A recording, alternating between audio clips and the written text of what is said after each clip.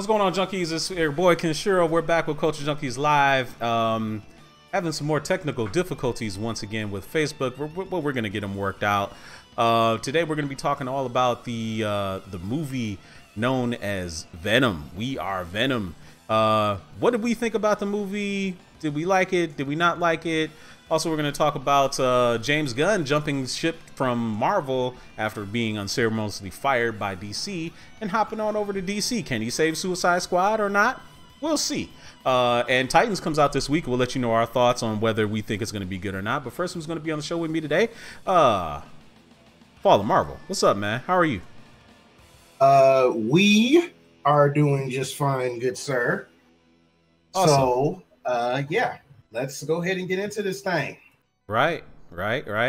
Also on the show with me is Super Nerd Plus. What's up, man? Hey, this is the real Lethal Protector. Yeah. Really? The real Lethal Protector? Absolutely. Okay. All right. And also is joining the show is GQ. What's up, bro? Not too much, man. Doing well. Awesome. Well, gentlemen, this past weekend, we actually had New York City Comic-Con, and a lot of trailers dropped. I remember showing Super Nerd the Boys trailer, and that's that Garth Ennis book that was over. Which publishing house did that? That wasn't an Image book, was it? Was that Dark? No, it wasn't Dark. No. I think it was. I don't think it was even Vertigo. It might be an independent. I have to do it. Let me look it up real quick because I know that was none of those. I could be wrong. Or was it Dynamite? Let me see. Let's see. Keep talking. I'll just look it up. Okay. It was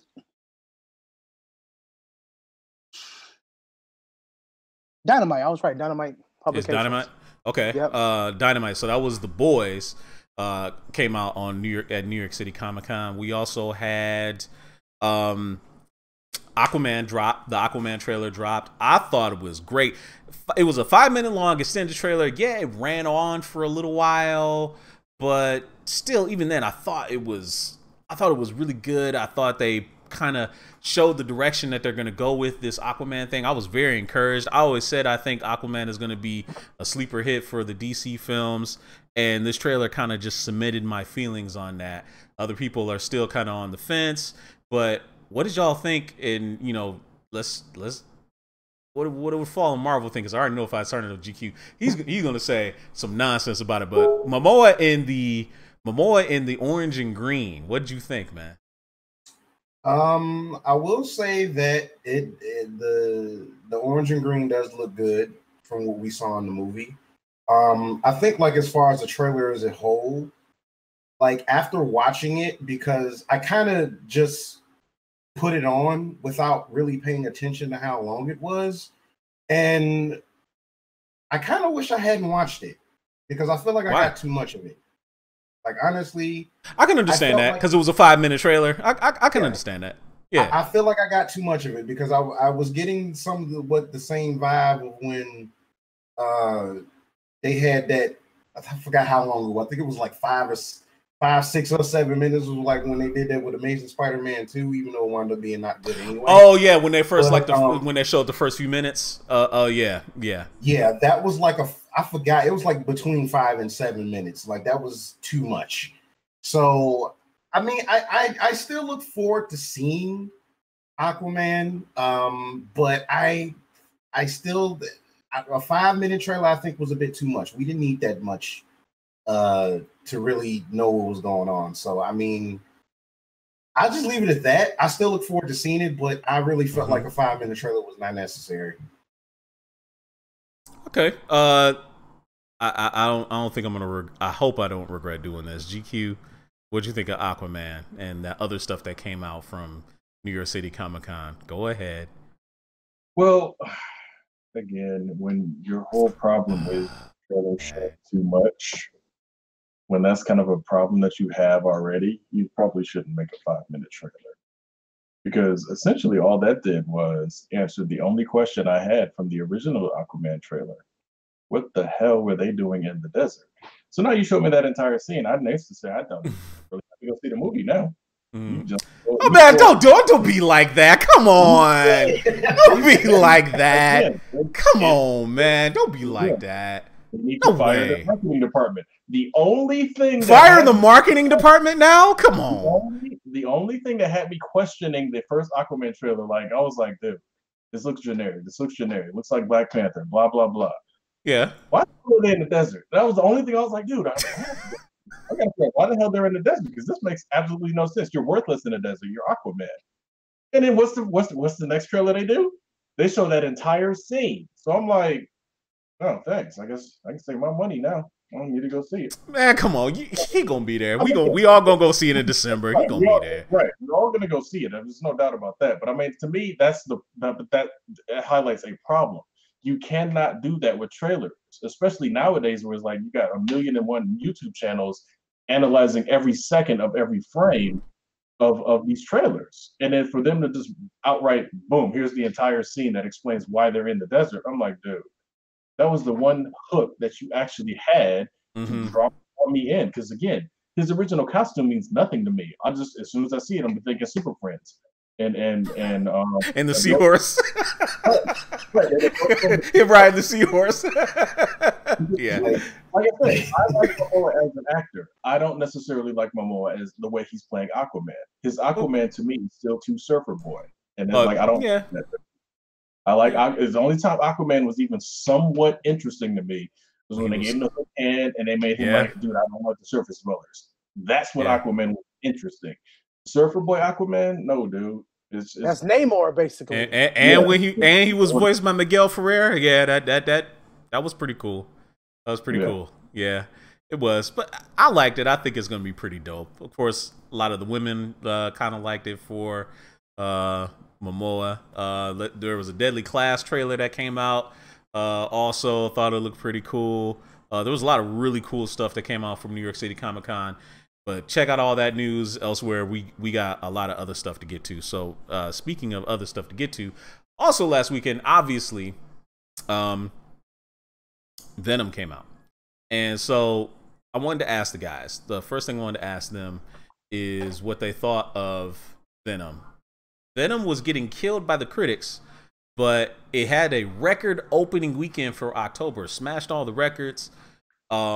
And the audience score is through the roof. So I asked this of you all, and I want to say hi to all of our fellow junkies out there.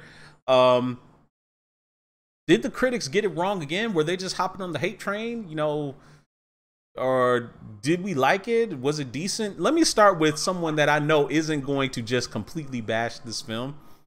Let's start with the voice of reason. GQ, what did you think of Venom? It was a decent action movie. It was pretty. It fits into this could have been any sci-fi movie. You just happen to have Venom in it and symbiotes in it. I overall liked it. It was fun. The problem I had with it was the pacing was weird. And one thing that I'm going to throw this out there for any and all writers, directors, screenwriting hopefuls, whatever. Don't ever give me a time frame that I can sit there in the movie and analyze and say this makes absolutely no sense, because that whole 6 months later, I'm like, okay, if there's an alien symbiote, thanks for the follow. Yeah, spoilers to follow. That lands in a foreign country that's not in the United States, and 6 months of rampage and going through and killing random people and eating people more than likely, and nobody heard a peep about this at all, anywhere, and then all of a sudden shows up in the United States. I'm like, okay, 6 months is too long. That it should have been like 2 months later tops. I hear you. That's half a year, man.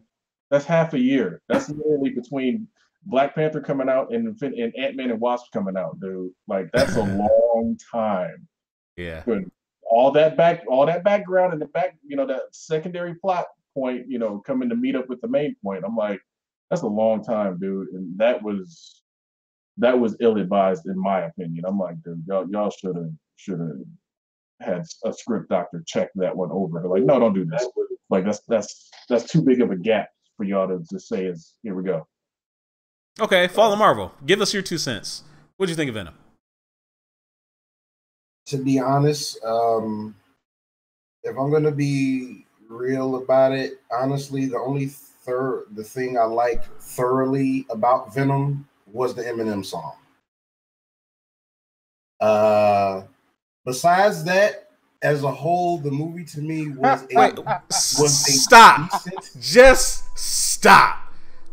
You went through that whole movie, and you're saying the only thing you liked was the end credits with the Eminem song. No, the only thing I liked thoroughly was the song. The movie itself.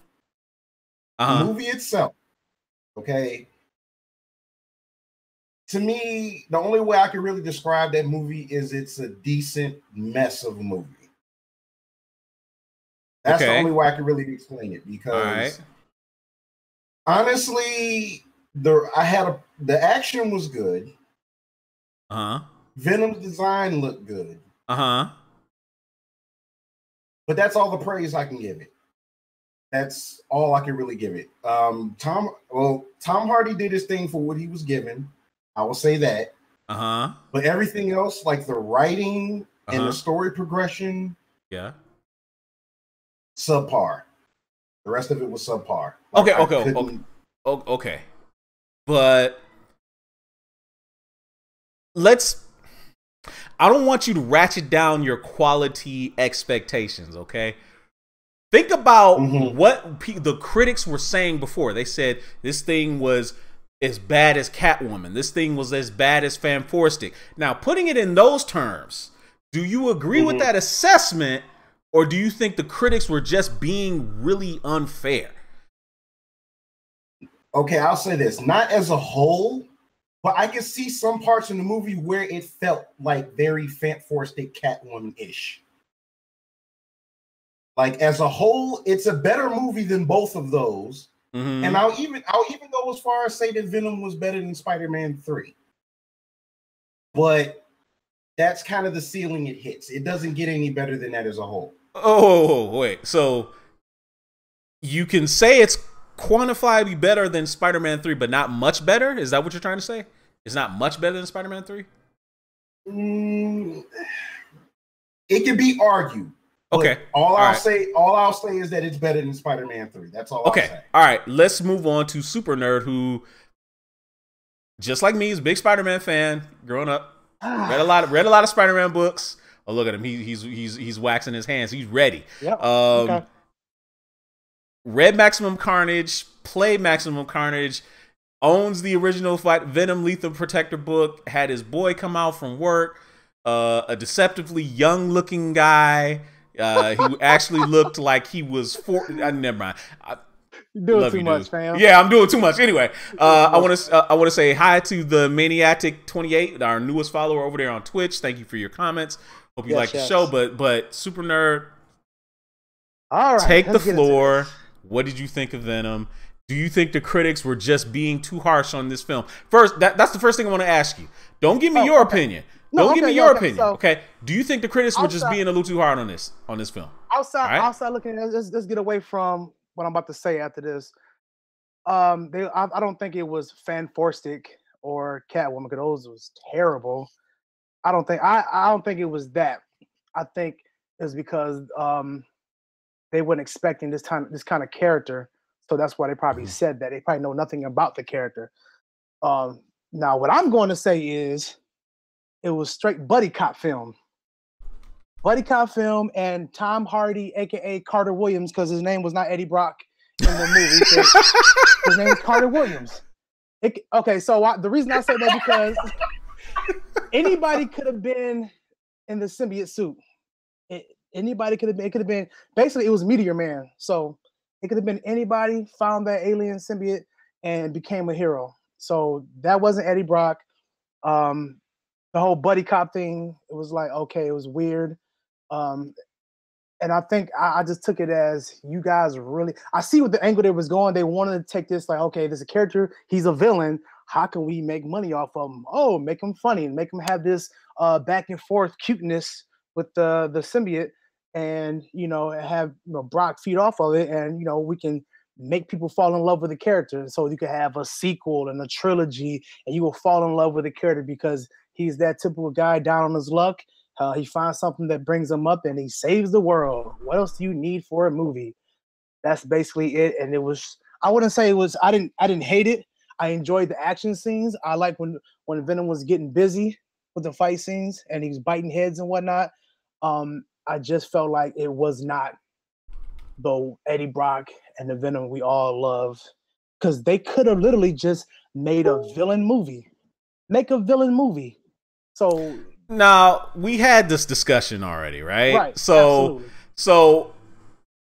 we all know what Venom was supposed to be. This wasn't that. Correct. I think we can agree with that. This wasn't correct. This wasn't the maniacal anti-hero, crazy possessed Eddie Brock. Because honestly, like we were talking about in the theater, this Eddie Brock didn't feel like Eddie Brock because Eddie Brock is actually an asshole. Like, for real. Exactly. Let's be for real. Eddie Brock is an asshole. This Eddie Brock, the Tom Hardy Eddie Brock, is not. He's kind of an asshole, but he's not. He's not the Eddie Brock asshole, if that makes sense. So he's a principled guy who pushes a little too hard and messes things up for himself. But he's not just. I mean, he's not a complete loser. He's not a. That was weird. With the Venom talking about I was a loser too. Yeah, that was weird. That was weird. Yeah, Venom, that part was telling weird. His girl, and Venom telling his girl, tell her you love her, or you sorry or whatever. Like, yeah, what? That was that. Yeah, okay, yeah. So go ahead. So this is what they could have did differently. They could have made it like one of those action Bourne type movies, or something. I don't know. Just make it how. Okay, so you see how he got the symbiote and the government's after him. Boom, that's fine. They could have still did that, but they could have just made him like the Clint Eastwood type of character, just make him an asshole, but you like him as the asshole, but he still has, he still protects people, but he still got to do what he got to do to kill. You know what I'm saying? Instead of this other bullshit they put in there that just, it was lazy on their part, and that was all for Sony, like you being real lazy right now, because you was trying to make Venom into Spider-Man basically, because you can't do Spider-Man correctly. So let's take somebody who looks like him but don't have the same abilities like him. So scratched all that shit we know about that right now. So we're gonna take this thing on a whole new level and make Venom Spider-Man. That's what they're trying to do. And I guarantee you down the road, because they're making Kraven the Hunter, they're making Morbius, I guarantee you Kraven the Hunter is gonna be hunting Venom because they feel like Venom is too much right now. So let's get this crazy Russian to take down Venom. I guarantee you that's what's going to happen. Okay, and I can hear that. I can hear that. And I guess that brings up another point. I guess in the whole thing. So, in regards to Venom, and can moving forward, can this Sony Spider-Verse work long term? Because like you alluded to, we're gonna get Kraven the Hunter. We're already gonna have Morbius, the living vampire. They're gonna push forward on this, and I think the opening weekend kind of gave them a little confidence. Now I've always said let's wait for the second week and see what the returns look like after people have had a chance to maybe see it on the second week and see what it does. I think it's gonna drop. I don't think it's gonna drop precipitously, but I think it's gonna drop. But do we think this Sony Spider-Verse can work long term? GQ, what do you think? It's going to be shaky unless they find a way to bring Spider-Man back into it. Some of the comments that are coming out the chat, Johnny was saying that Venom was trying for some of that Deadpool magic, and you could definitely see a little bit of that in the film. They were trying to make it a little bit kind of the comedic thing, not obviously fourth wall breaking or anything, but kind of the comedic thing. Mike is saying that nerds were never satisfied and wondering why people were hung up on Venom being a villain. I think a lot of that comes from the fact that his origin is that he's a villain.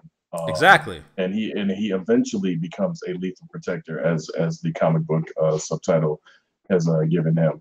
I think the issue is, and this is what I've always had a problem with a lot of comic book films that are just kind of rushed and throwing those stories together, is you have a character like Venom who essentially you would have really had to build up to that. You couldn't just throw it in there, but they did it anyway. And then you bring in Riot, who's essentially, again, his parallax, because he outright said, I can't beat this guy. Cannot. Just will, just scared of him, basically. But he beats him on the first time.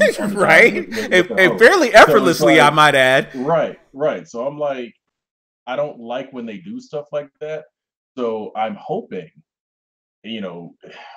who's coming next? Because again, we all know Woody Harrelson was in the movie. We all know who he was playing. If they go that route, they cannot do it PG-13 because they have to up the ante. Because Riot was pretty much a very Carnage-like character, so they're gonna have to go way crazier than that with Carnage. They're gonna have to go full on R Logan style violence, because if you don't, then it's gonna feel cheap to me. And another thing, just real quick, that I think they missed an opportunity, was showing what it's like to be in the symbiote from Eddie's point of view, especially during that whole police fight. They should have cut to the inside of, because again, we always, at the end of the movie, they revealed what it looks like from, the inside, sort of, kind of, from looking straight at him. But I would have liked to see things through Eddie's eyes. So what the hell am I in? I'm involved, just a quick shot of that. That would have been cool. Completely missed opportunity to me. Fallen Marvel, your 2 cents? As a whole, honestly, I really don't see this working long term overall, because of the simple fact that pretty much out of all of the quote unquote villains, or at least an anti-hero type character that is involved in the Spider-Man universe, overall, Venom is going to be your most interesting one, because the thing is, you're going to have to do something really right out of the gate to make Morbius an interesting character to carry his own movie. He's lame. Exactly. So you're going to have to do something really great for people to care about Michael Morbius to carry a movie. Same thing with Kraven the Hunter. You're doing a whole Kraven the Hunter movie. Okay, it just doesn't even sound right. It doesn't. It's just not gonna work. It's like, outside of him being a nemesis for Spider-Man, who gives a shit about Kraven the Hunter? I agree. Hey, when there's something funny, I got a new name for Woody Harrelson with that Harry hat on. Yo, man, that wig was so bad. Yo, hold on, that wig was terrible, man. Hold on. His name is BBW, Bad Wig Woody. That shit was whack. Yeah, it was whack. I was done. After that, I was done. I said, no. I mean, yo, I like man, Harrison, but goddamn it, that shit was terrible. Yo, man, and for him to be in there for 5 seconds, practically. But anyway, here, see, okay. And Mike Riley is saying, like, man, nerds are never satisfied. Why can't people just be happy with, why can't people just be happy with Venom? And, because, see, here's the thing.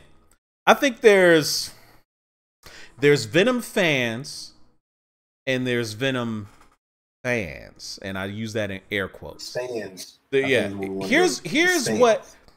Here's what I think Venom fans are hyped about. Venom fans are hyped about that he actually looks like Venom, that he actually kind of acts like Venom. But here's the thing: what makes Venom Venom is not in this movie. What makes Venom Venom? This is like having Venom without a soul. He's not really Venom because he's not even acting like Venom. Like, Venom is amoral. He's remorseless. He does not care. The Venom symbiote wouldn't ask Eddie, hey, Eddie, can I eat this guy? No, he's going to eat the guy. He's not going to ask for permission. He's just going to do it.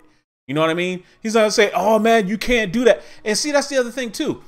The reason people liked Venom in the first place is because he was a nemesis of Spider-Man that could beat Spider-Man and Spider-Man couldn't do nothing with.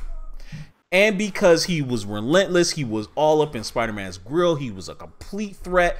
You don't see that here with this Venom. He's not that Venom, okay? And then lastly,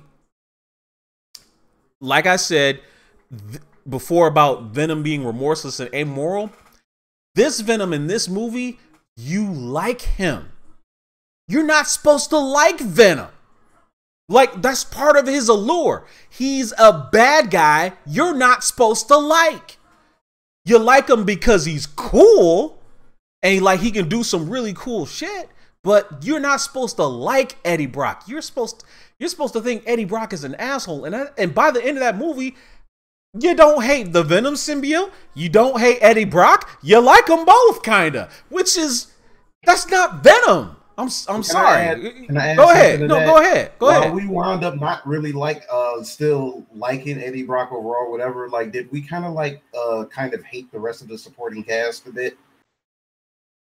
Because they weren't very likable. Yeah, I didn't really care for the rest of the cast. Really, it was whatever. It was forgettable. Yeah, Tony brought up a question for the stream. Actually, he said, "Why did they go with the space theme? Would it have been better if they did the Ultimate Venom version instead?" Yeah. That Venom was likable. That Eddie Brock was likable. Yeah, if it was Ultimate Venom, yeah, that would have been better. But see, again, go ahead. Me, the likable part of it doesn't come into play because I'm like, look, if I like the villain or the hero, if they do stuff I like, that's just what I'm gonna like. I don't care about whether or not they're killing people or if they're saving people. If I enjoy the character, it doesn't matter if they're good or bad for me. But so I think okay, let me ask you this then. Well, I mean, are you okay with the character just looking cool or being for me, what I thought people liked about Venom was not his look, the big hulking guy, the black spider with the spiky teeth and the super long tongue. Some people really thought that was cool, but I thought it was deeper than that. The reasons people liked Venom, you know what I mean? And Mike Riley's mad at me saying that I'm calling him a quote unquote Venom fan in air quotes. Dude, I'm not attacking you personally. I mean, if you want to take offense to that, what I'm saying, I'm sorry, but I'm just saying what people typically like about Venom wasn't really in this movie. I mean, you got kind of a tease of that, but it wasn't really Venom. You know what I mean? That's the thing though. That's a hard one to put on anybody because you have to really think of it. What did people like about Blade before Wesley Snipes got a hold of him? Not a damn thing. So you have to also remember that you can't look at it just coming from a comic fan standpoint. There's going to be people that just like it because they like it. I liked it. Like I said, the parts of Venom that I liked was when he was killing people and biting heads off, absolutely. So it's like I had no problem with that. My issue stems from the way the pacing of the film and the storytelling. No doubt. Again, it's a generic action movie. Just happened to star Venom and some symbiotes. To me, I didn't really care about that part of it because, again, it's Sony Films trying to save their Spider-Man license as best they can. They're not going to put together masterpieces because this isn't really well planned out. Yeah. Now, and honestly, if Marvel Studios proper put this exact same film out, I'd still be giving them hell over it because it's like, what the hell are you guys doing? Right. This is not done. This wasn't executed right at all. In my opinion, like biting heads off. It was like he was biting heads off of mannequins because it was like no type of like. It's like as if like you bite somebody's head off. There should be blood everywhere. Come on now, this is a PG-13 movie. This ain't an R-rated film. There's only so much they can do. Done a better job with that. You're like, come on now. True. Not only that, they treated it as if he did it and they turned into cotton candy because it's like this. Okay, you bit the head off. You bit the head off, and then the person on the inside saw that it was done. But again, that goes back to I would like to know what is it like from the inside being surrounded by the symbiote. Just something, just for a moment. That way you can picture it in your head. Like, for example, when he first grabbed the first dude and he starts, going over the eyes, lungs, spleen, pancreas, all these different snacks, it's so little time. For a split second, they should have cut to Eddie's point of view from him holding him there. And it's like, what does he see and hear? Because obviously he knows what's going on because he's part of the symbiote. But I would have loved to have seen just for that second, dude, wow, this is what it's actually like to be inside Venom while he's, taking over essentially. And then when he bites somebody's head off, your mind flips right back to, dang, is a head shooting by him right now? Something. But no, just nope. Nope. This is just a missed opportunity. And that's why, like I said, it pains me with some of these filmmakers. It's like, okay, I get that you're on a time schedule, you're on budget constraints, whatever. But some of the things that would separate these generic feeling action films, because again, Green Lantern felt like it could have been an anybody story that just happened to have lantern rings in it. If they would just take the time to sit there with some of that little bit of nuance and throw that in there, I think people would give them a little bit more uh, kind of a little bit of a reprieve, essentially, when they have these shortcomings in these films, because it's like, oh, at least they are thinking outside the box. They didn't just put the rubber stamp on it, like, okay, boom, here's the next action scene. Here's the next action scene. Because again, I went to go see it again last night in 3D. The 3D conversion is really bad because it makes the movie like seem a heck of a lot darker. Like you physically cannot see certain things. Oh boy. like the whole Riot and Venom fight was like super dark, and it's like you already know those two characters are basically black, so that's not a good look. Okay. But what the person I went to go see it with, they were even saying it was like, okay, why are people constantly doing this car flipping over thing? It's like it's not cool. It doesn't make an action scene great, because they went through that whole chase sequence and they flipped about 10, 15 cars, and it's like, I've seen cars flipped a million times. I was like, I watched Fast and the Furious. I'm good with car flips. Do something different. Hey, someone point out to me, none of them cars like they got damaged at all. If you really look at it, like. Oh yeah, I haven't looked at it. I haven't looked at it. Like odd to me that like those SUVs was keeping up with that motorcycle so effortlessly. Like, because typically it's like with the torque, it's like, how are these SUVs keeping up with this motorcycle through this heavy ass traffic with little effort? Right. Yeah. I mean, again, and that's just the nature of action sequences. Sometimes, when they're really well done and really well thought out, freeway scene from The Matrix, they work really well.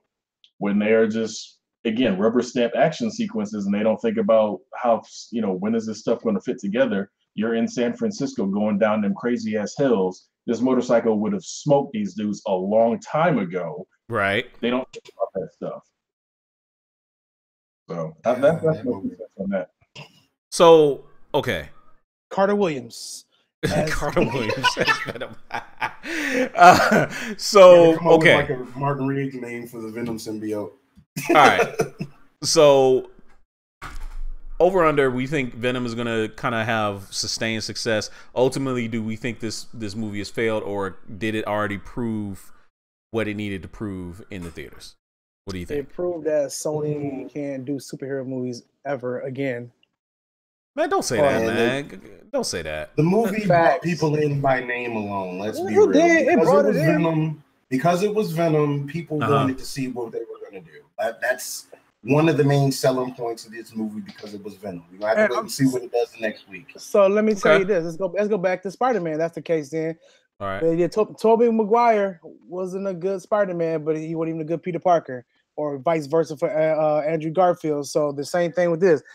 I mean, Tom Hardy is good. I like Tom Hardy, but that's not. Yeah, we need to say that. Okay, if Tom Hardy was not in this film, this thing would have been complete garbage. I'm not gonna lie. He was the best part of this film without question. I mean, he carried it. Like he carried it. Yeah, absolutely. But like I said, it's Carter Williams. That's who it was.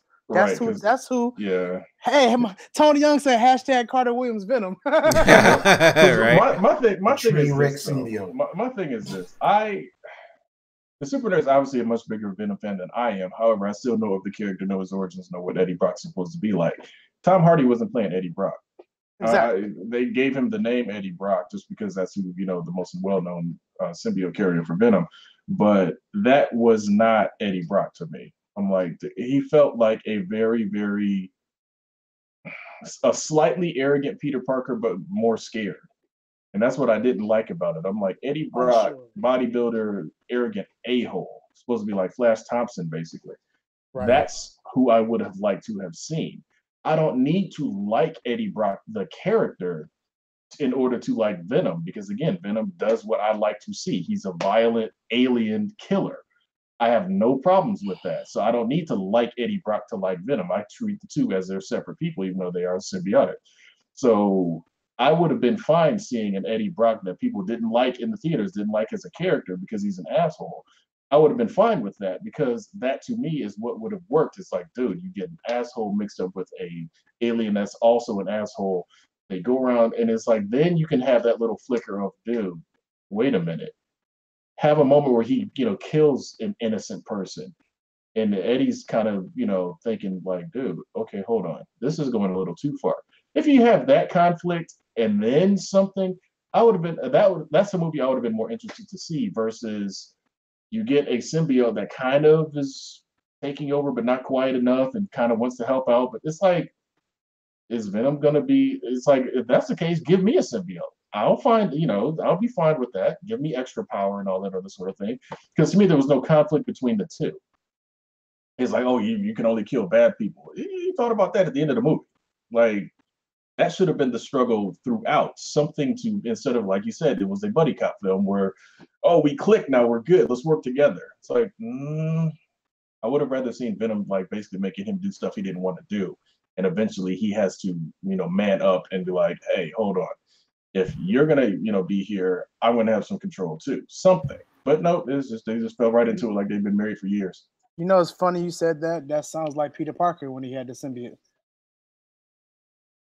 A little bit, if you think about it.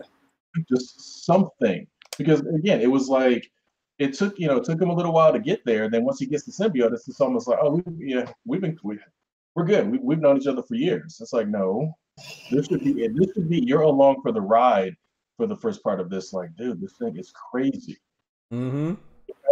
Have him kill somebody innocent, just outright, not even caring. Then that would have snapped him into this, oh, wait, I got to find a way to take control, or at least use this to my advantage and get him under control or something. I don't know. Hey, you know what? Hey, let's address this real fast, right? So Albert Castaneda just joined the show and put out a absolutely fantastic question. So, are we ready to say Topher Grace was a better Eddie than Tom Hardy was Eddie? Because if you think about it, Topher Grace's Eddie was the Eddie Brock that we kind of knew and were familiar with. He was kind of a cheat. He was an asshole. He was arrogant and stuff like that. Tom Hardy was not that. So, do we want to say that Topher Grace was a better Eddie Brock than Tom Hardy? What do you think? I don't remember, to be honest with you. I'll say he was a more accurate portrayal. But, I mean, look. If I have to say it, then I have to say that something about Spider-Man 3 was better than this movie, and I don't feel that way.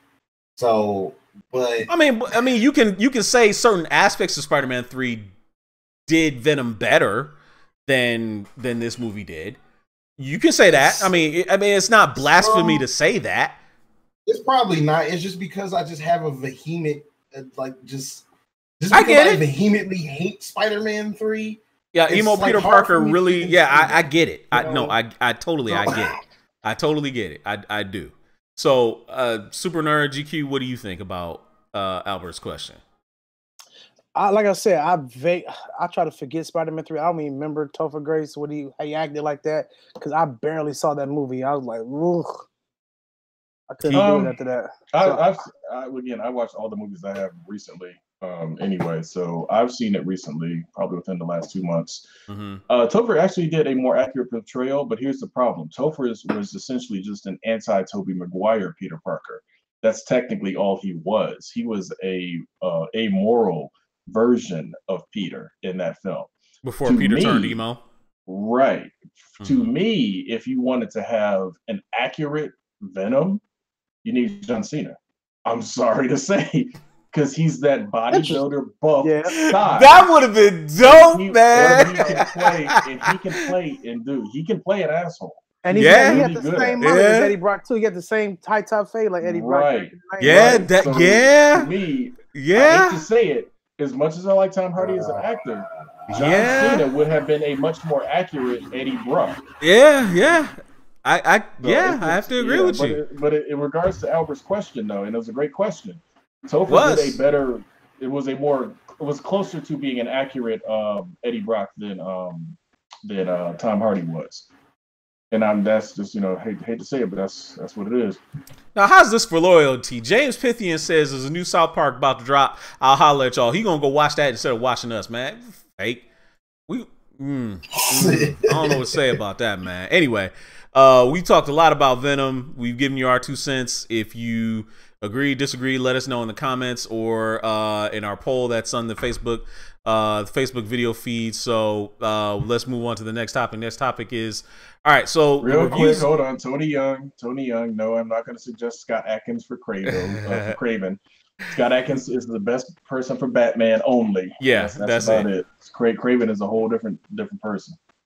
All right, so the reviews are in for Titan season 1, and some of them are actually kind of surprising. The reviews are a little bit mixed, but a lot of people have a lot of hope for this show. They're saying it's actually pretty good. So if the reviews are hopeful for Titans based, and we haven't seen it yet, are you guys hopeful for this show now? Comments? Follow Marvel? I still have no expectations for it. I'll still watch it and just see where they go with it because, again, like Venom, I have my reservations. There's been times when I've been proven wrong before. So what I do is I air my grievances a lot of the times and just throw caution to the wind, go in and see it and see what they do. So that's how I'm going into Titans. Like I said on the show before, I kind of have my concerns tonally about it. But I'll wait and see what they do, how they do it. If I wind up liking some characters more than others or whatever have you, I'll just wait and see and go from there. Mm-hmm. That's all I can really say about it. Now they're saying that Starfire actually kind of steals the show. You surprised by that, Super Nerd? Not really. I mean, my whole thing is I hope it has that Young Justice feel to it. I mean, if it has the same writing capability as that and the same, story, not like, the drama and the action, I'll go for it. But if it's just like one of those whack shows, it's like I have to pass on it. But I'm really hoping they really take it serious and make it have that same aesthetic as like the Justice League cartoon or Young Justice. Just to me personally, I want that feel. I would like to have that feel for the show. From what I understand from some of the reviews are saying that Brandon Thwaites Robin is absolutely stellar. Anna Diop, despite all the controversy surrounding her, they say she steals every scene that she's in.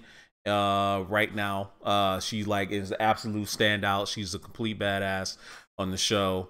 They didn't really see a lot of Beast Boy because he wasn't in a lot of the scenes, but they say it has a problem with tonal shifts where it shifts tones all the time.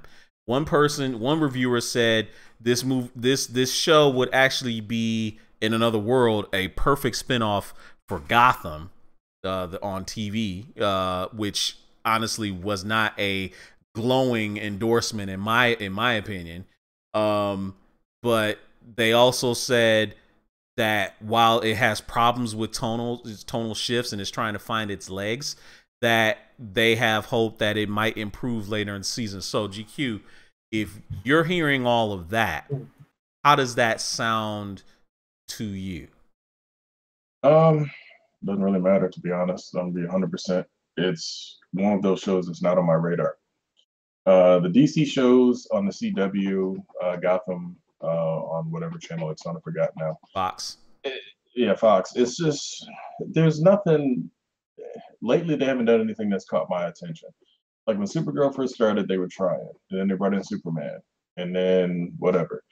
And then Arrow wanted to be Batman so bad. And then he finally called himself Green Arrow. It took, 5 or 6 years or whatever. Flash started off strong, became villain of the week, type of, fodder, or which speedster are we going to pull out of our ass to throw as the main villain for the season?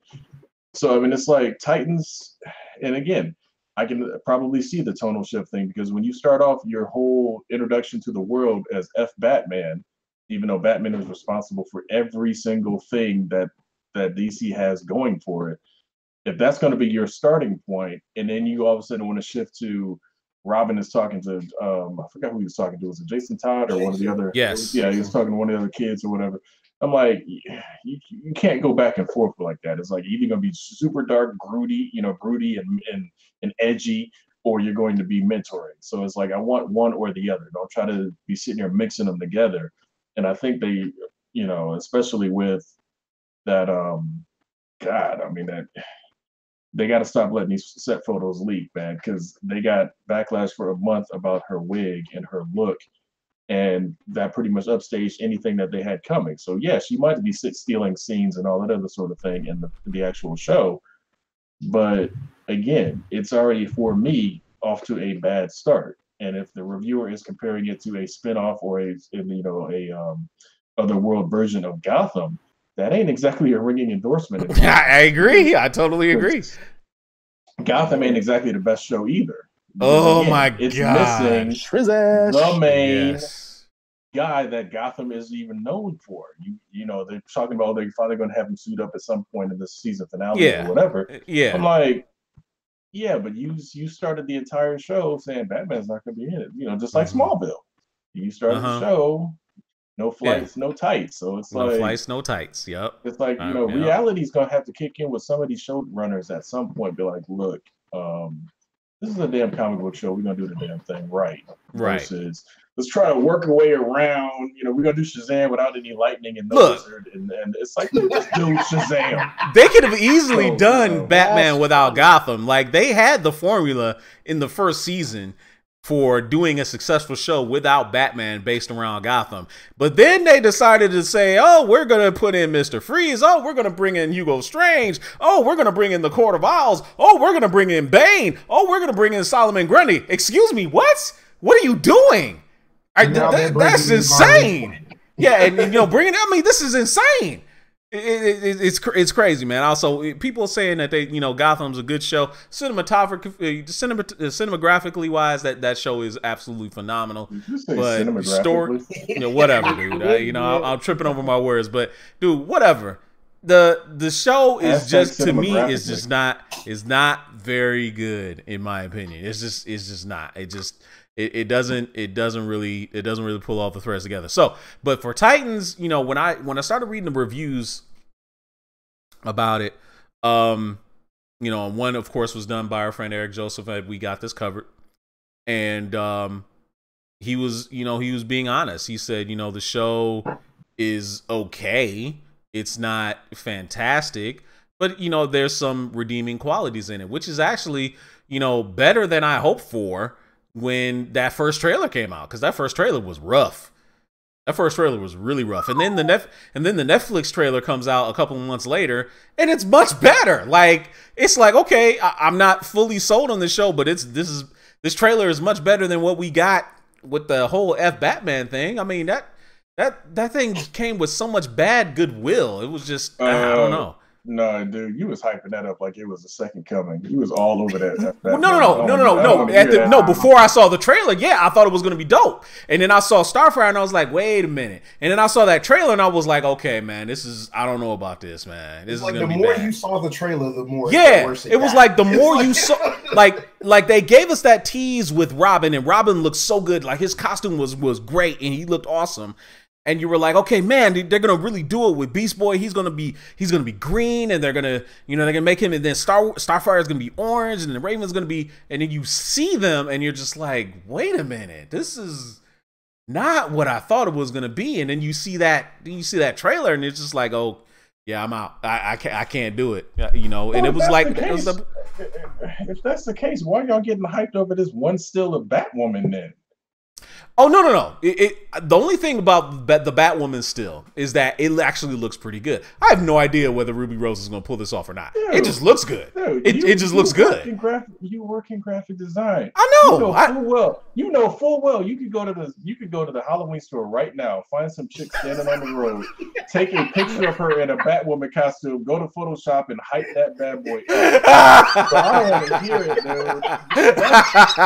People are losing their minds over that one still. And this is the worst part. I looked at that picture. I can't even tell man. if it's Ruby Rose in the costume or not. That mug has got Shade. so much hype, so much Photoshop, man. I'm like, dude. Yeah. At the end of the day, man, I could have probably took that same picture with all that Photoshop and be like, yeah, dude, this is what Galactus is gonna look like. This is what Galactus is like. So this is what Galactus is gonna look like. Oh man. Wow. So I see an actual trailer. That one picture ain't gonna do nothing for me, man. That's okay. Again, I get you. A lot of these shows that are trying to hype. It's like, dude, sometimes less is more in these situations because, especially as cutthroat as the internet is nowadays, man, you can't make a mistake. You put one little slip up out there, that's what you're gonna be known for. Because look at how long even we all did it. We were killing Flash when they've had that first leak of his burgundy baggy looking costume. Yeah, we were. Yeah, we were. And again, and it was warranted because it's like, how'd y'all let this get out? This should not be the first time I see anything about the Flash. I see the Flash, man, that dog better be polished and looking good. That's Speaking of like I said, that's why they need to lock these things down. I don't know why they are having such a hard time doing that. Speaking of the Flash, when the Flash came on last night and he debuted his new outfit, like they ran through all of his costumes last night, and somehow they had never gotten really damaged, but somehow in this one show, all three of them got all three of the versions that he had got damaged in some way. So it gave him an excuse for Nora to give him the Flash ring, and he, it was like Easter egg central when he shot it out and he ran into it. It was kind of cool, but I don't know. It looks kind of cool, but I don't know. Something about it just seems off. But that's neither here nor there. All right, so Titans comes out this Friday. I'm eagerly looking forward to seeing at least the first episode via other means. DC Universe is not getting my money right now. They got to get a trial. They got to go through the trial before I give them some money. So moving right along. Other news that came out just yesterday. James Gunn is I think he's confirmed to be writing Suicide Squad 2. But there's also chances that he's probably going to direct, and then Dave Bautista already, of course, is putting out saying, "Oh well, I would love to work with James Gunn on Suicide Squad 2." If that man don't shut his mouth, the the Mouse Mafia gonna come and find that man. I'm telling you. You ain't gonna hear from Dave Bautista no more. But anyway, like I was saying, is this the come up that the DC films need? Is someone of James Gunn's caliber and his magic? Go ahead, Super Nerd. DC need a hit like Bobby Brown comeback. They need this man to put them on the forefront because they ain't got nothing else for him. Aquaman, Shazam, that's the only thing they got for him. After that is nothing. They need that comeback. And you get back in the ring like it was. And they're rebooting the whole thing, correct? Allegedly. So allegedly, yes. Allegedly, yes. This is not going to be a sequel to Suicide Squad. This is going to be a retooling, a reboot, which in and of itself is pretty funny. It is. So basically, we won't see Will Smith as Will Smith. Maybe, I don't know.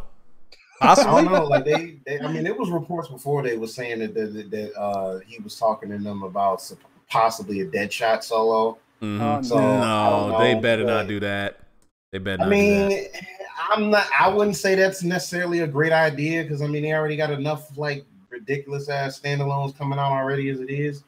So them adding a Deadshot movie to the mix, I mean, on some level it seems interesting, but on the other, it's kind of like, really? That's not Deadshot. That's Will Smith as Will Smith. Come on, get it together. I mean, that's not. It wasn't Deadshot. That's not long in any stretch of the imagination. But what do you do in a Deadshot movie besides shoot a bunch? Exactly. This is what we're saying. This is what we're saying. Not everybody. Not everybody needs. Not every hero. Not every character deserves or needs a solo film. Sorry, that's a solo film. Here's the issue with James Gunn. Again, love the guy as a director. I'm gonna say this one real quick time to get it out there. And I was talking to Mr. Pessimistic earlier this evening, who is safe right now, away from all the hurricanes going down in that area. Good. But I'm going to say this: we were talking about the whole James Gunn thing. A lot of people was like, "Oh, you should have got fired." You know, you said this, you said that. It's like, okay, let's just put this in a perspective. Disney runs a business that panders to kids. That's essentially whatever enjoyment we're getting out of the MCU. Maybe a little bit less on Star Wars.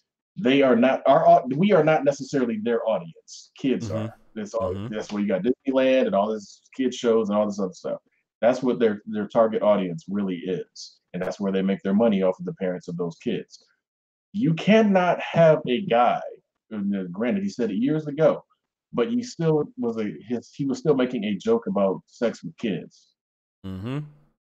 It's like, that's no matter how good of a PR company you get, that is still a bridge too far.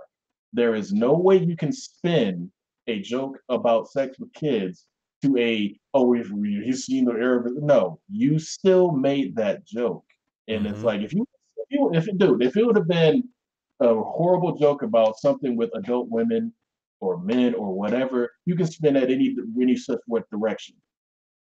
As soon as you throw kids in the mix, there's no more spin left. Like, that's it. The top has lost its point. It cannot spin anymore. That's the end of the line on that. So what them letting him go, firing him, however you want to say it, is justified, because at the end of the day, they're still a company with shareholders, investors, and all that other sort of thing. And they have a public image and a brand that has been built up over longer than any of us have been alive, that they have to uphold. So I get, from all the business standpoints, I completely get why they let him go. Moving on to the DC side of things, and again, it's not a slight of them taking him on. Dude's got to work. I get that. That's fine. The problem is your environment is a completely different environment. You're moving from a pretty well backed up, gets it, planned out studio to a studio that's grasping at straws, trying to figure out how to get on. So that's fine. I don't trust them. And here's why. You had Jeff Johns sitting in the corner as if he was not the smartest man DC Comics has ever seen in the past 20 years. You had him sitting there, not doing a thing, not overseeing all of these different films. You let Zack Snyder do that because you thought Zack Snyder's this visionary director who doesn't read a damn comic book at all. To save his life, wouldn't read a comic book. But you thought he was going to be your guy. You had the guy sitting there, you didn't use him. And then you gave him a little fake position, and then all of a sudden he's not in that position anymore. So just because you get James Gunn does not mean that you're going to suddenly get this great shot in the arm if you don't use him right. And I said it in the discussion group. It's like giving a kid who's never driven a car in his life the keys to a $100,000 Lamborghini and telling him to go to the grocery store and don't hit nothing on the way to the store. It's not going to happen. Unless the culture of Warner Brothers Studios and their execs suddenly changes, James Gunn is not going to be in that same creative, driven environment that he was in at Disney. It's not going to work. I hope it does. I would love to see a great DC movie besides Wonder Woman, and again, to me, that's still midway on the bar. Because again, if the bar is already on the ground, jumping over it is not a hard thing to do. So unless they give him creative freedom the way it was done at Disney, with the amount of money and backing, and please a marketing department that understands you can do a trailer without giving everything away, Suicide Squad 2 is not going to be anything special. And Batista, love the dude, great wrestler, enjoyed him as Drax. At the end of the day, you are not Chris Pratt, you are not Zoe Saldana. You can be replaced. So you have to remember that you are not going to be the linchpin that holds Guardians 3 back or any other moving forward films. They will get rid of Drax because they don't need him. He has not been used the way he's used in the comics. He's been a comedy relief character, and you've done a great job at that. But you are not Star-Lord, you're not Gamora, you're not any of these characters that will stop another movie being made. That's just the real. Ready to risk it all for James Gunn, man. You need to sit down. Like, it's just like, dude, it's like, bro, it's like, look, Batista, look, you did your thing in Guardians up to this point. I appreciate you for it, fam. I get you got your principles and all that. I understand. But you see how everybody else on the squad isn't really continuing to put up this fight since Disney confirmed that they're not bringing James Gunn back. You look, it's like, hey, it is what it is, dude. Like, look, James Gunn, regardless of how you feel about the guy, look, he put himself in that position. Okay? Shouldn't have said what he said, whether it was a decade ago, whatever the case may be. And we've pretty much all said that the moment that he signed those contracts with Disney, he should have scrubbed every social media account he had, as far as that goes. So it's like, at this point, it's like, hey, if he goes over to Warner Brothers to do something, okay, cool. Will we potentially get a better Suicide Squad than the first movie? Maybe. It's probably going to be a bit jokey, you know, which honestly I think like the last Suicide Squad had enough like supposed humor in it enough as it is. So, but maybe this is up Gunn's alley. It might work. But again, if it winds up being a reboot, then again, I'm gonna laugh because like now what the hell are you supposed to do with this? I mean, maybe he might make a more believable Suicide Squad movie than the first one was. I mean, that's about all I can say as far as that goes. So if they get, you know, like I said, it's like GQ kind of hit a lot of the points on the head. Like he would have to at least get some form of creative control to do what he, you know, wants to do as far as being able to get a quality film. You know, everybody else is going to have to be on board. WB is going to have to stop this whole little thing with them wanting to be involved with how they think it should go, because obviously it has not worked. So, I mean, we're going to have to see, because, I mean, they already tried to utilize Joss Whedon, and he's dropped out of any Warner Brothers projects altogether after Justice League. So, I'm just saying, like, James Gunn is not necessarily a golden goose for DC at this point. Like, they just, you know, they know what he's done. They're just trying to see if they can utilize him, but he's nowhere near like their golden goose as of this moment. But he could potentially put out a gem for them for a change. But we'll see. We shall see. Dang, Johnny Patton is crucifying. He says Suicide Squad equals Ghostbusters plot, and Suicide Squad 2 is going to equal the Ghostbusters 2 plot. Damn. Already. Dead on arrival. That's funny. That is funny. Oh, Lord. That is funny. There's no doctor, only fate.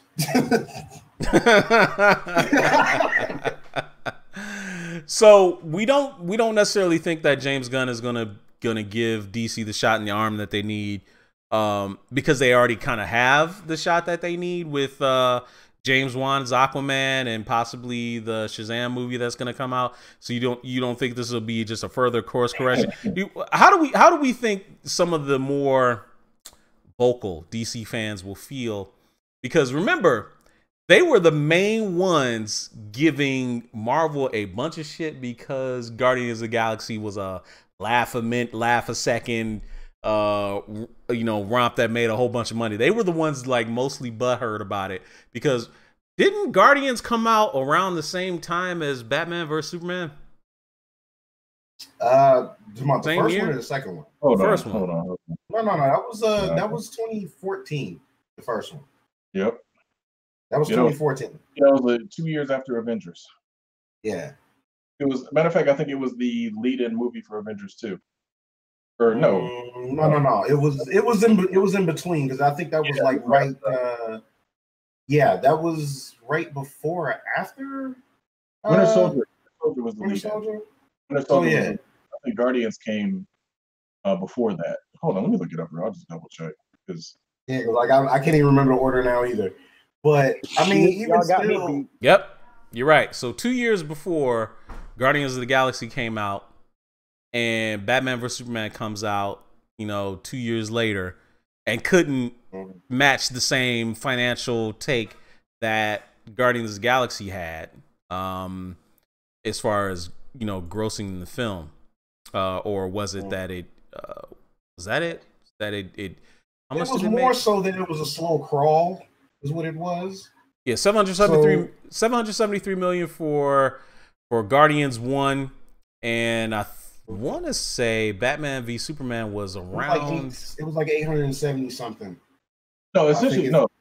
Our argument at the time was, especially my argument was, you had the two biggest names in the world coming together for their film, and they barely beat out a movie about a barely by 100 million. Yeah. By 100 million. Barely beat them out. Yeah, by 100. So barely.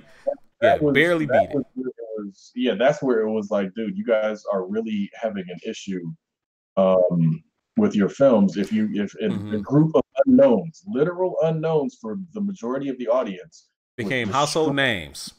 Yeah. So I mean, that's what we were talking about back then. I saw something in the, what was it? Oh, I'm sorry. You were saying as far as the fans and yeah. How do we think they're going to react to that? How do we think they're going to react to that? Him coming over. Fans.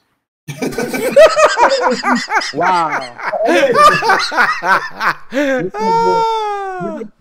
You're gonna get the usual, like, if he does well, then they're gonna be, oh, you guys should let him go. We're doing great now. It's like, no, it's not really that. It's you guys needed something, and by fortune of Twitter, you got a good director to like come over to one of your projects, and hopefully he'll be able to do something with it. But I mean, it's gonna be like, my man Jack Sparrow said to what is her name? Keira Knightley's character. What is her name? Swan. Yeah, Elizabeth Swan. People like, keep telling yourself that, darling. I'm saying, James Gunn is I like that dude. He does great movies. Unless you get him a great environment to work in and a good cast, and obviously he's gonna do the script. I don't see that movie doing all that great, man. Because if they pin their hopes on Aquaman and Shazam right now, I mean, it's true. I mean, the fact that they couldn't even get that lightning in a bottle with Justice League, and now they have no choice but to depend on essentially second stringers in a way. And it's, because that's the thing. It's that because that's the thing. The MCU built their universe off of the second stringers to bring in other heavy hitters. But they had a whole community to do that though too. They had Michael Brian Bendis was at some point. He was with them. He had other comic book writers that was a part of that team when they did those first few movies. Mm-hmm. What did DC have? They had Jeff Johns, like GQ said. They had Jeff Johns. They could. Nolan. They had full creative control. Well, not even what I'm saying is they should have had a committee just like the MCU has. Somebody who's passionate about these characters and know the characters and love the characters, which was Jeff Johns. They could have had a whole thing like they had, like MCU had. Just bring more people on that board, and they would have had a good franchise. Now they're struggling to even have one standalone movie, and they're still questioning themselves if this movie's going to even be a top billing movie. You have the guy who made not only Green Lantern, one of the best stories ever with the Darkest Night thing. You had the guy that made Aquaman interesting in the 2000s. Yeah. Sitting in the corner like, we don't need to talk to you at all.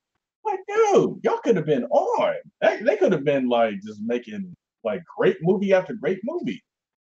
No, they wanted. Warner Brothers execs didn't see that. They wanted to listen to the guy that thinks that Batman should have got raped in prison, and he makes really. Wait, what? The comic book covers. If you look up like an old interview with Zack Snyder, he was like saying some shit about like how he was movie, like Batman could get raped in his movie. He said how? Why? What are you talking about? Because again, he was like, it needs to be dark and blah. It's like, dude. Oh, he doing that. What's that? The asshole that made X-Men? Oh yeah. That guy. I mean, it's like, again, Batman can be dark. I get that. Not quite that dark. That's like Batman getting his parents killed in front of him is traumatic enough. Man don't need to be raped in prison either. On top of it, that's That's right. He was doing a whole. It's like, what audience are you going for, dude? I think what he was trying to do is he's trying to justify Batman shooting up everybody in that future dream. I'm like, dude, this Batman, like, granted, now let's be real. Let's shoot people in the future. You shoot people in the present. Right. Be 100% honest. Now, Tim Burton's Batman was a murderous Batman too. Let's not act like he didn't kill nobody and wasn't shooting. Oh yeah, not at all. I mean, he kind of, with the exception of the second movie, he kind of did it when it was justified. It's like it was like if you think about because you think about it in the first one. In the first movie, what was it? Like, who was like the first dude that actually got killed in the first movie? I think. No. It's gonna take me a second to remember that. But here's yeah. What in the Batwing, this fool targeted the Joker with everything he had and missed.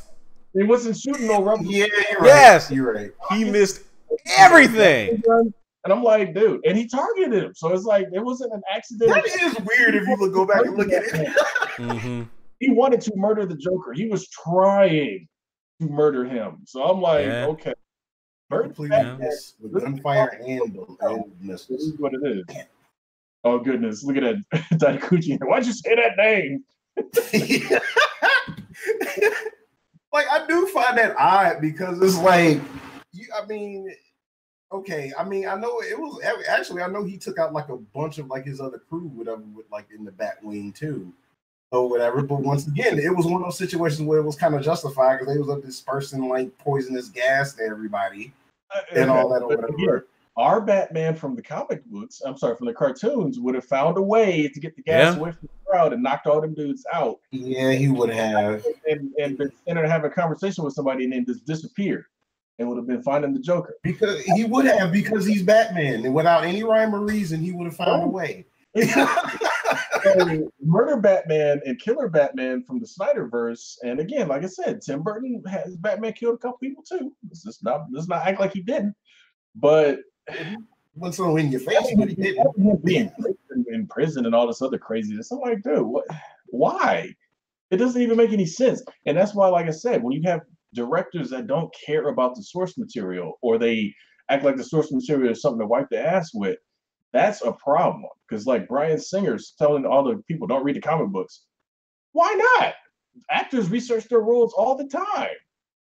If I'm playing Wolverine, I might want to pick up a couple of Wolverine comic books. Exactly. I mean, I already said. No, go ahead. No, you're good. I was just saying. It's a Super Friends Batman wouldn't have done that.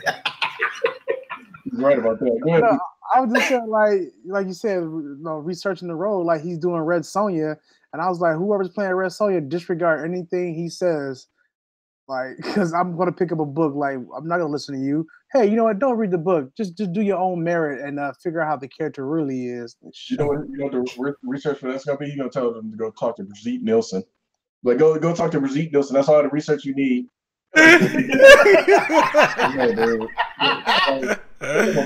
Man, that's to me, that's just ridiculous. And I get it. They want to have their own way of doing things, but it's like you still got to have respect for the character. That's why Superman, again, Man of Steel, it had its moments, but in the reality of it, any long-time Superman fan would have been aching over that movie of like, why is he so damn downtrodden and just beaten down all the time? Yeah, right. It's like, dude, read a book. This dude is supposed to be a beacon of like hope and like inspiration. Thank you. And it's like, man is mad at the world, and then you're going to go from it's like the whole world was like, do we need this? Can Superman be trusted? Blah blah blah. And it had burn him in effigy and had like the whole it was nonsense. Into an emo kid. All of it was just nonsense, man. Right, and then like they had people. Here's the goofy thing: you had somebody outside that courthouse in that scene with like Superman on a noose. I'm like, what is that really gonna do? It's like, hang Superman, like that's gonna really mean something. But anyway, so you go from that to he dies to the entire world love this man. You can't see, and to me, it's like, dude, I'm like, Zach, when did this happen? what deleted scene was there where all of a sudden everybody loved Superman all of a sudden? Because for the first half an hour, I'm sorry, first 30 minutes, 50 minutes of this movie, they didn't like him. They was wondering if he should leave the planet. Yeah. So yeah. Yeah, they sure were. That's what's so hilarious. That's what's so hilarious about it. And it's just like Hollywood need more script doctors, man. Something. Like if they would like really kind of get off of their like I mean, I don't know. I mean they're owned by what ain't they owned by AT&T now? Yeah. Is that are they owned by AT&T? Yeah. Is that the thing? AT&T AT&T bought Time Warner, so they're under that flagship. My phone bill better reflect some changes. It better be lowered because y'all just. Hey, you know what? And Dave was bringing up something, and I wanted to ask him, like, because he was saying that AT&T came in and just cleaned house, and the DC movie division is now under a bunch of new people and stuff like that. So does that give you extra hope for Suicide Squad and Shazam and Aquaman, or you think they still gonna screw it up somehow? Those movies are already done. Yep. So sorry. Yeah, they kind of already done. So those are still under just like Time Warner proper. I mean, unless they got it. What was it, Dark Phoenix or whatever? The 3 months of shooting and then 3 months of reshoots. Yeah. Oh yeah, it's not gonna come out till 2019, like later 2019 now. Oh yeah, June. Matter of fact, you had brought up something about Secret Six on CBS. So CBS is supposed to be getting a hold of Secret Six. Anybody know anything about that? As in the Spider-Man? The DC Secret Six. DC Secret Six. Yeah. No way. No, man. No. Not on CBS. I don't see that. No, not on CBS. Hey, man. Why do you want to risk anything else like comic book related on their network? The story did drop about 2 hours ago, though. It's what he's saying is accurate. It's just a matter of who knows what they're going to do with it. I mean, so that's a new story, but I mean, that's something that has happened. So we'll have to see. What's gonna happen? It's gonna be almost getting canceled, and CW gonna pick it up, so we get right where it needs to be. right. Or fade in obscurity. Right. Hey, that's also possible. Or it could turn to Legends of Tomorrow. Be stupid like that. Either way it goes. Hey man, look, Legends of Tomorrow is a dope show, man. I like it a lot. It's fun. It's only fun. You can share. Only you. No, whatever, dog. The man. last season kind of redeemed. It's hilarious, man. The show is funny. Black Friday's coming up. I'll be getting all them CW shows on Blu-ray on Black Friday. So yeah, so I mean, it's worth it, man. Take a look. But anyway, guys, we're gonna go ahead and get out of here. It's a little after 10 o'clock. We hope you enjoyed the show. Thank you for all the people that hung out with us and filled the chat with lots of good questions and comments and stuff like that. We enjoy you all. We hope you'll come back and join us next week next Wednesday, 9 o'clock. Eastern, 8 p.m. Central. Next week, we're going to be talking about Daredevil that's getting ready to come out next week. We're going to be talking about Titans. Some of the now that some of the people will actually see it, we'll get some of the fan reaction if the show is good or not. We'll also be talking about the new Halloween movie that's going to be coming out, and maybe a few other things around Halloween, because we know this is like one of Super Nerd's like favorite month. So we'll have to keep it going with the Halloween theme. So anyway, guys, we for Fallen Marvel, for GQ, and for Super Nerd Plus, I'm your host, Kenshiro. We'll see you guys next week. Have a great weekend, everyone. Hey. Later, everybody. A little after 10, like 10:21. Right. Yeah. Yes, a little after 10. Whatever. He's that person say I'll be there in 5 minutes, and then an hour later. So.